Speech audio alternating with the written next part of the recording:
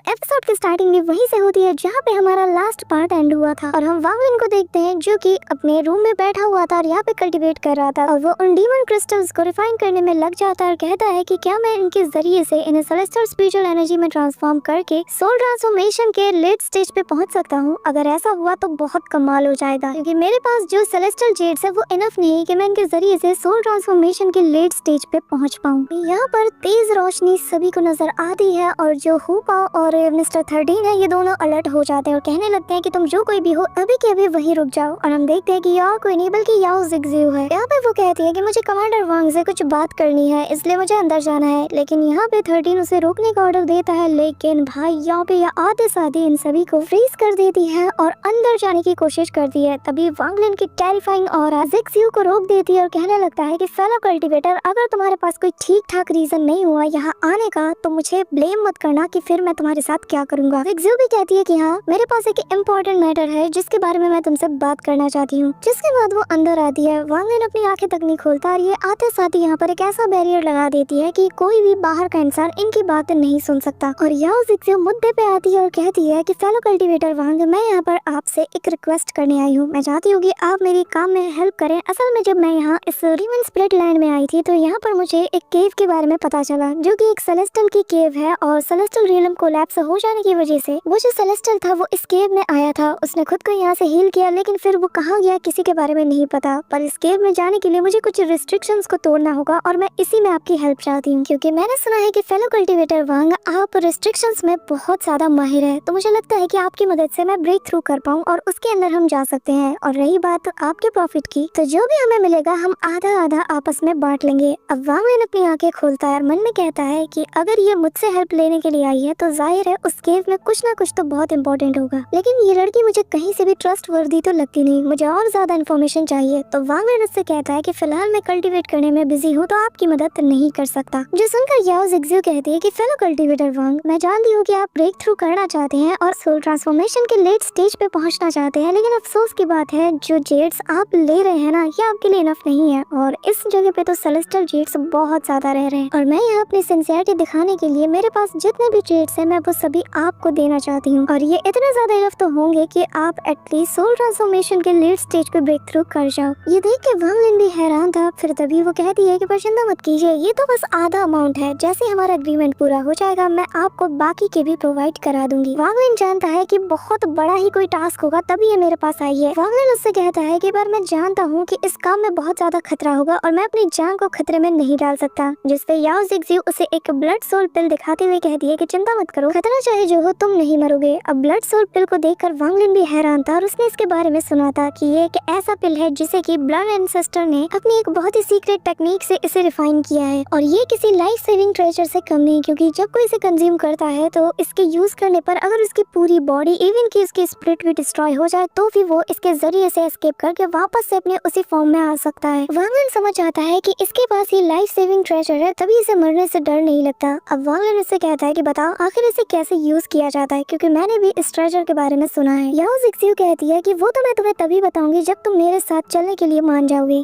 अब वांगलिन को वो एक और पिल देती है और कहती है कि ये मेरा एडवांस है। अब वो वांगलिन को देखती है पर वांगलिन यहाँ पे थोड़ा सोचता है लेकिन मान जाता है, जिसके बाद वो उसे एक जेड देती है और इसमें इसे यूज करने का मेथड भी लिखा था, साथ ही कहाँ जाना है ये भी। अब यहाँ पे वांगलिन को वो बताती है कि तुम्हें बस इस ब्लड सोल पिल के अंदर अपना एक मार्क छोड़ना है और फ्यूचर में अगर तुम्हें कुछ होता है या तुम्हारी बॉडी को कुछ होता है तो ये तुम्हें वहाँ पे टेलीपोर्ट कर देगी बिल्कुल अपने ओरिजिनल फॉर्म में। जिसके बाद वो यहाँ से जाते हुए कहने लगती है कि 3 दिन बाद हम सामने वाली माउंटेन पे मिलेंगे। वांगलिन उस पिल को देखता है और उसके जाने के बाद इसे अपने मुंह में रखता है और कहने लगता है कि इसके अंदर तो ब्लड का एसेंस भी आ रहा है। अब जैसे ही याओ जिगजियो ये देखती है तो वो हंसने लगती है और यहाँ से फिर चली जाती है। जिसके बाद 3 दिन बाद वो रात आ जाती है जब वांगलिन अपने कैंप से बाहर आता है और 13 और हुपाओ को बताता है कि मैं कुछ दिन के लिए बाहर जा रहा हूँ, तब तक तुम लोग मेरे पीछे यहाँ का ख्याल रखना और साथ ही अपनी कल्टीवेशन पे फोकस करना। अब वांगलिन यहाँ से रवाना हो जाता है। वहीं दूसरी तरफ हम याओ जिगजियो को उस माउंटेन के ऊपर देखते हैं। इसी दौरान यहाँ पे वांगलिन भी आ जाता है और वो जैसे इसके कल्टीवेशन को सेंस करती है तो वो कहती है कि मैंने इसे इतने इनफ जेट्स तो दिए थे कि ये ब्रेक थ्रू कर ले, तो आखिर इसने क्यों नहीं किया। लगता है कि फादर फालतू में इतना ज्यादा टेंशन ले रहे थे, ये तो बस एक ऑर्डिनरी कल्टीवेटर ही है। अब यहाँ पर वो एक कंपास को निकालते हुए कहने लगती है कि यहाँ पर जैसे ही सही मौका आएगा तो एक पर्पल लाइटिंग दिखेगी और फिर हम उसी को फॉलो करते हुए इस कंपास में बैठ के यहाँ से रवाना हो जाएंगे। और तब तक के लिए तुम्हें यहाँ पर थोड़ा कल्टीवेट करना होगा, तुम्हें यहाँ पे ध्यान लगाना होगा, और जब तक यहाँ की जो ऑरा है वो तुम में समा ना जाए तब तक तुम यहाँ से नहीं जा सकते। अब यहाँ पे याओ ज़िगज़ू ध्यान लगाती है तो आसपास की जो एनर्जी थी वो उसके फोरहेड के जरिए से उसके बॉडी के अंदर एंटर होती है और कहने लगती है कि अब तुम्हारी बारी। अब वांग लिन भी ज़िगज़ू की स्पीड को देख के हैरान था, पर तभी वो खुद का ध्यान लगाना शुरू कर देता है और यहाँ अपने लाइफ एंड डेथ डोमेन के अंदर वो और ज्यादा फोकस करता है कि तभी यहाँ पर उस गोल्डन तिलिस्मान से उसे भी अप्रूवल मिल जाता है। और वांग लिन के बॉडी के अंदर आसपास की एनर्जी तेजी से जाने लगती है, जो देखकर ज़िगज़ू भी हैरान थी। जिसके बाद वांग लिन आंखें खोलता है। यहाँ भी याओ ज़िगज़ू हैरान थी कि मुझे उस गोल्डन तिलिस्मान का बस 3 स्ट्रोक मिला, लेकिन इसे 6 स्ट्रोक मिल चुके हैं। अब यहाँ भी याओ ज़िगज़ू मन ही मन कहती है कि इसका मतलब ये है कि इसने मुझे भी सरपास कर दिया है। कि तभी यहाँ पर वही पर्पल बीस्ट अपीयर होता है, इसके ऊपर सवार होकर ये लोग आगे बढ़ जाते हैं। और वांग लिन समझ जाता है कि ये यहाँ पे पहली बार तो आई नहीं, वरना इसे इतने सारी चीजें कैसे पता थी। और जाहिर है कि ये जो सेलेस्टियल केव की बात ये बता रही है, ये इसके लिए बहुत ज्यादा इंपॉर्टेंट है। ये हो ना हो ब्लड एंसेस्टर से ही रिलेटेड है, वरना वो कभी भी अपनी जान को रिस्क में तो नहीं डालती। अब ये लोग फर्स्ट लेयर पे पहुंच जाते हैं, जहाँ पर एक बहुत बड़ा सा स्टोन का स्टैचू आता है जो कि एक गार्ड होता है। और ज़िगज़ू बताती है कि यहाँ पर टोटल 12 लेयर्स है और हम दोनों एक एक करके हर एक लेयर्स को क्लियर करेंगे। और ये जो फर्स्ट लेयर है इसके लिए मैं चाहूंगी तुम इसके बाद वाला क्लियर करना। ये कहते साथ ही वो हवा में फ्लोट करती है और तभी ये जो जायंट सा स्टैचू था ये अपनी आंखें खोलता है। ज़िगज़ू पे इमीडिएटली अटैक भी करता है, लेकिन वो इसे अपने सीलिंग ट्रेजर से सील करती है। और ये देखकर जो वांग लिन था वो भी हैरान था, क्योंकि ये जो स्टैचू था इसकी पावर किसी सोल ट्रांसफॉर्मेशन के बंदे जितनी थी, पर यहाँ अपने क्लैन के ट्रेजर के जरिए से इसने कितने आसानी से इसे सील कर दिया। अब यहाँ पे वांग लिन समझ जाता है कि जो ब्लड एंसेस्टर के जो ट्रेजर्स है वो वाकई में अपनी रेपुटेशन पे खरे उतरे हैं। कि तभी वांग लिन यहाँ स्टैचू को अपने डिवाइन सेंसेस से चेक करता है और उसे स्टैचू के अंदर वही गोल्डन स्ट्रोक नजर आता है जो कि वांग लिन ने अभी अभी अचीव किया था। और वो समझ आता है कि ये तो पहला स्ट्रोक है जो कि उसने अपने दाव को अंडरस्टैंड करके अचीव किया था। अब वांग लिन के मन में सवाल आता है, क्या इनके अंदर वही पावर्स होंगे जैसा कि मैं सोच रहा हूँ, यानी कि ये किसी सील की तरह काम करता है। अब यहाँ पे वांग लिन समझ आता है कि इन 12 स्टैचूज में 12 सील्स होंगे, जिसका मतलब ये है कि ये कोई ऑब्स्टिकल की तरह नहीं है, इन्हें हमें समझना होगा और ये किसी अपॉर्चुनिटी की तरह है। अब यहाँ पे हम देखते हैं कि ज़िगज़ू ने फर्स्ट स्टैचू को ढेर कर दिया था और अब ये लोग दूसरे लेयर पे पहुंच जाते हैं जहाँ पे बारी थी वांग लिन की। यहाँ पे हम देखते हैं कि वो स्टैचू भी एक्टिवेट हो जाता है और वांग लिन की तरफ अपना पंच थ्रो करता है। वांग लिन डॉज करते हुए अपने डिवाइन सेंसेस से जब इसके अंदर चेक करता है तो वो पाता है कि इसके अंदर वही स्ट्रोक है, लेकिन यहाँ पे रिस्ट्रिक्शंस लगे हुए हैं और ऐसा कोई रिस्ट्रिक्शंस नहीं जिसे कि तोड़ा ना जा सके। इसी दौरान ये जो स्टैचू था ये अपने पैर से वांग लिन पर अटैक करता है, लेकिन वांग लिन उससे भी डॉज कर जाता है और फिर वो अपना एक रिवर्सल रिस्ट्रिक्शंस को प्रिपेयर करते हुए इसकी तरफ थ्रो करता है। यहाँ पे ये जो स्टैचू था ये भी अपने मुंह से फायर निकाल के वांग लिन पे अटैक करता है, लेकिन वांग लिन इस पे कोई भी वैसा अटैक नहीं करता कि इसकी बॉडी डिस्ट्रॉय हो जाए, जो देखकर ज़िगज़ू भी हैरान थी। ये तो अपने रिस्ट्रिक्शंस पावर्स और अदर चीज से इसको मार सकता है, तो आखिर ये इस पे अटैक कर क्यों नहीं रहा। लेकिन वांग लिन का प्लान तो कुछ और ही था, वो बेसिकली इन स्ट्रोक्स को अचीव करना चाहता था। इसी वजह से वांग लिन अपने डिवाइन सेंसेस को वापस से इस स्टैचू के अंदर फोकस करता है और यहाँ पर उसे उसका लूप होल मिल जाता है, जिस पे अटैक करते साथ ही वांग लिन इस पूरे रिस्ट्रिक्शंस को ही यहाँ पे खत्म कर देता है, जिसके जरिए से ये स्टैचू मूव कर पा रही थी और उसके अंदर मौजूद वो तलिस्मान यानी कि वो गोल्डन स्ट्रोक वो यहाँ पर ब्लैक गैस के रूप में बाहर आ जाती है और वांग लिन इसे अपने पास रख लेता है। ये देखकर ज़िगज़ू भी हैरान थी और कहती है कि क्या इन स्टैचूज के अंदर वो गोल्डन स्ट्रोक्स हैं। वांग लिन यहाँ पर उस स्ट्रोक को अपने अंदर अब्सॉर्ब कर लेता है और कहने लगता है कि मुझे बाकी के भी अब्सॉर्ब करने होंगे। अब यहाँ पर हम देखते हैं कि ज़िगज़ू डिसाइड करती है कि वो वांग लिन को एक और भी स्ट्रोक हाथ लगने नहीं देगी और ऐसे ही अब थर्ड लेयर पे ज़िगज़ू की बारी थी, तो वो आते साथ ही उस स्टैचू पे अटैक करना शुरू कर देती है और इसकी बॉडी को ही डिस्ट्रॉय करने में लग जाती है। कि तभी वांग लिन देखता है कि इसके अंदर थर्ड स्ट्रोक है और उसे लग रहा था कि वो हासिल कर लेगी, लेकिन उसने तो उस रिस्ट्रिक्शंस को तोड़ा ही नहीं, इसी वजह से वो गोल्डन स्ट्रोक बाहर नहीं आई। अब चौथे लेयर पे वांग लिन की बारी थी, तो वांग लिन यहाँ पर इसे भी खत्म करके यानी कि उस रिस्ट्रिक्शंस को हटा के वो फोर्थ स्ट्रोक को हासिल कर लेता है। और यहाँ ज़िगज़ू को समझ नहीं आ रहा था कि आखिर वांग लिन ऐसा क्या कर रहा है कि उसे वो स्ट्रोक्स हासिल हो रहे लेकिन ये नहीं कर पा रही, और अपने प्राइड के चलते ये वांग लिन से पूछ भी नहीं पा रही थी कि आखिर तुम कर क्या रहे हो। कि तभी हम देखते हैं कि ये लोग ऐसे ही करते करते लास्ट में 12 स्ट्रोक तक पहुंच जाते हैं और वांग लिन स्टैचू पे लगे उस रिस्ट्रिक्शन को खत्म करके उस स्ट्रोक को हासिल कर लेता है और जो कि 12 गोल्डन स्ट्रोक्स थे। अब यहाँ पे हम देखते हैं कि जैसे वो स्टैचू टूटता है तो उसके अंदर से जो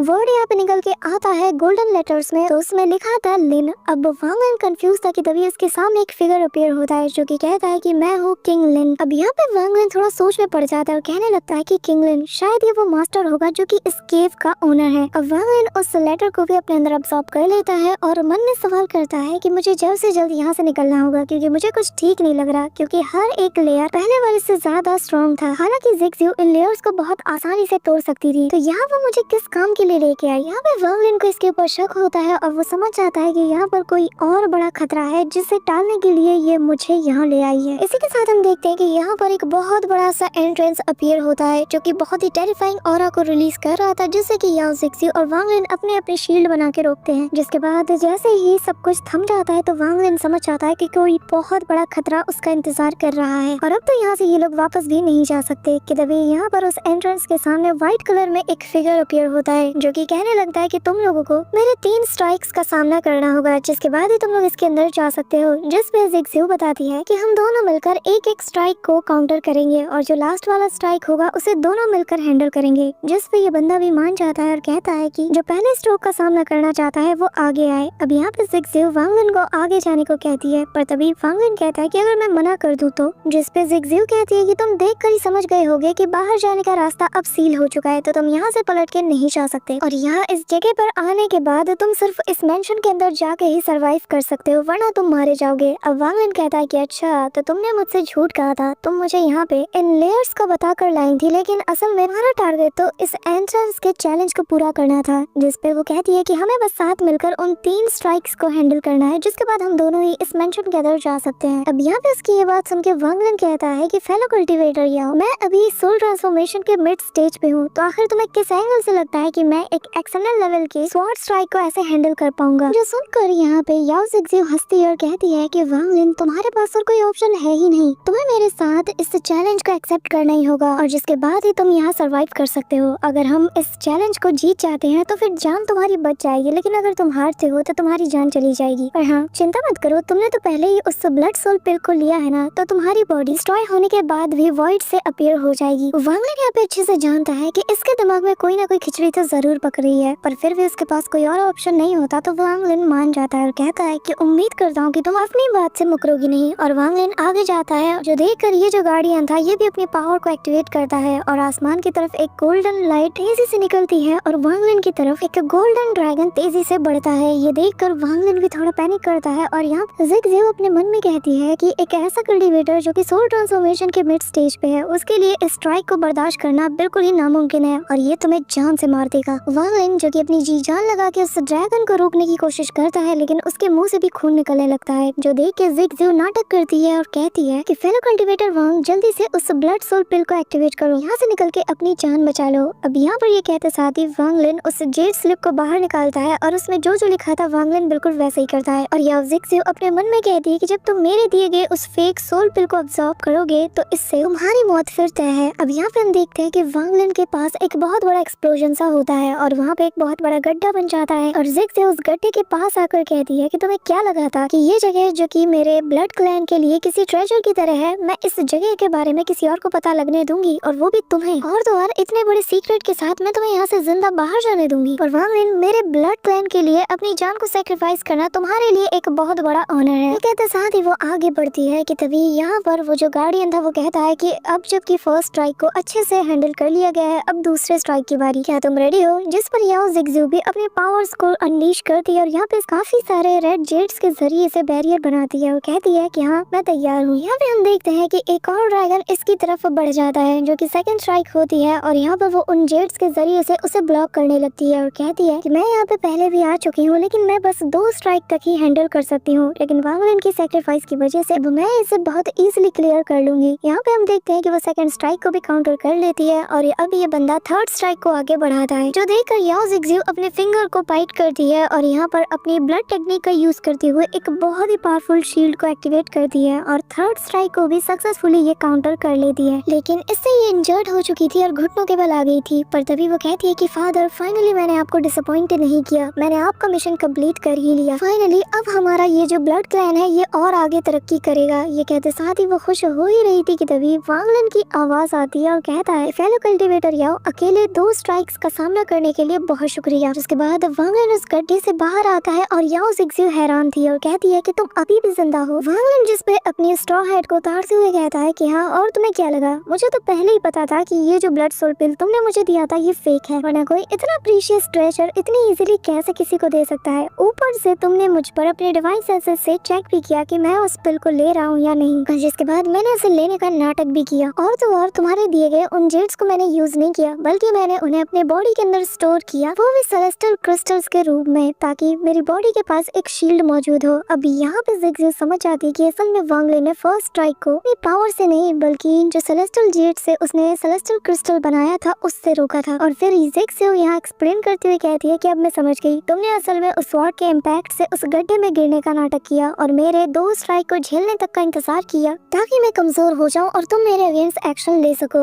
अब यहाँ पे वांग लिन बताता है कि मेरा एक दोस्त ज़ाओ डाई ने मुझे बताया था कि ये जो स्ट्रॉ हैट है ये दूसरे की ऑरा को पूरी तरीके से कंसील करने के काम आता है। इसी वजह से जब मैं गड्ढे में गिरा तो तुम्हें मेरी ऑरा फील नहीं हुई, तुम्हें लगा कि मैं मारा जा चुका हूँ। यहाँ पे ज़िक्ज़ियो अपनी पावर्स का यूज करती है, लेकिन वांग लिन ऑलरेडी इसके ऊपर रिस्ट्रिक्शंस लगा के इसे सील करना शुरू कर देता है। वो कहता है कि यूज मत करो अपनी पावर्स, क्योंकि तुम्हारे मेरिडियंस को ऑलरेडी मैंने सील कर दिया है और अब तो यहाँ से भाग नहीं सकती। जिस पर वो कहने लगती है कि ठीक है, अगर तुम्हें मुझसे बदला लेना ही है तो मुझे जान से मार दो। जिस पे वांग लिन कहता है कि क्या मैं तुम्हें पागल नजर आता हूँ? मैं जानता हूँ कि तुमने ऑलरेडी उस ब्लड सोल पिल को लिया हुआ है, अगर मैं तुम्हें मार दूंगा तो तुम यहाँ से बाहर टेलीपोर्ट हो जाओगी और वापस से जिंदा हो जाओगी। जिसके बाद वांग लिन कुछ सील्स को यहाँ पे बनाता है और रिस्ट्रिक्शंस को उसके ऊपर लगाते हुए कहता है कि अब तुम जिंदगी और मौत के बीच में झूलती रहोगी। इसी के साथ वो उसे अपने पास रख लेता है और कहने लगता है कि इस मेंशन के आगे कुछ तो ऐसा है कि ब्लड एंड सिस्टर की बेटी को हर हाल में वो चाहिए और कोई ऐसा राज कि वो किसी को बताना नहीं चाहती। अब यहाँ सामने जो गार्डियन होता है वो वांग लिन को एक टोकन देते हुए कहता है कि अब से तुम इस मेंशन के मास्टर हो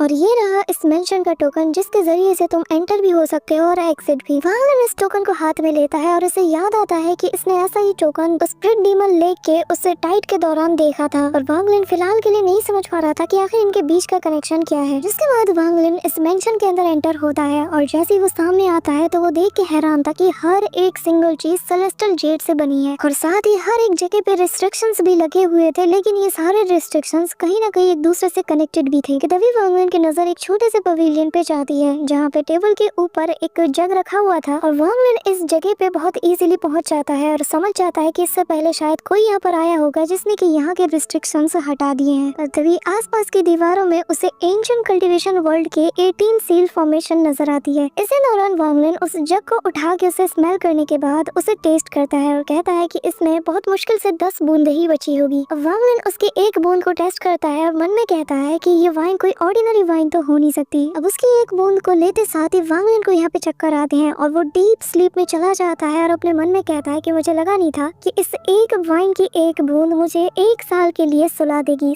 so that's it for today guys. I hope कि तुम सबको आज की वीडियो काफी ज्यादा पसंद आई होगी। अगर हाँ तो वीडियो को लाइक करना, चैनल पे नए हो तो सब्सक्राइब करना। तो मिलते हैं नेक्स्ट वीडियो में, तब तक के लिए बाय।